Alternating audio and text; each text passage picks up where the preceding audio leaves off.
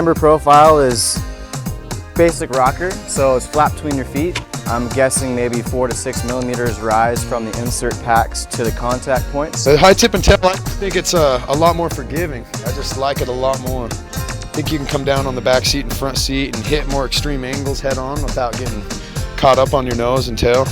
One thing I really liked about it is that I kind of felt that the edges were kind of softer, so like for spins and everything, you were probably not going to catch or anything like that. It's just kind of good for that kind of thing. It had a lot of pop, so it was a poppy board. It was fun for the booters, and it did okay on the boxes and the rails too. I didn't have any trouble getting it to spin around, or it was an all-round pretty fun board. My favorite thing about this board is just how easy it butters and tail presses. I mean, you get on and effortlessly just lift up your back leg and do a complete tail press.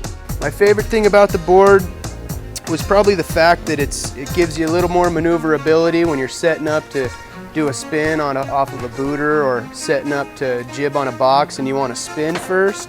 It's got a lot of maneuverability. It's not so stiff to where you really got to wrench on those turns. It just sets you up real nice, and you just turn your head a little bit and it spins you real well. It was actually okay as an all mountain board for me as well, because I was able to do both and had fun the whole time and didn't want to really get off of it. I would recommend this board to just any park slayer who enjoys hitting jumps and hits rails as well, and is looking for something that's easy to press, but something that won't press too much. So I recommend it to somebody who wants to hit the boxes and rails all day, because it is perfect for it. I gave it a solid 96. That was like a 2 thumbs up score. And I gave it a 96 because it was a fun board, and it was easy to ride, and it was pretty predictable. I gave it a 85, just because I felt like it was more just like solely park oriented. You know, you could take it elsewhere, but its main focus was just in the park, not so much, you know, trying to hit the whole mountain. I gave it an 89 out of 100, which is good, not great. Like I said, it didn't really wow me to where I'm really excited about this board.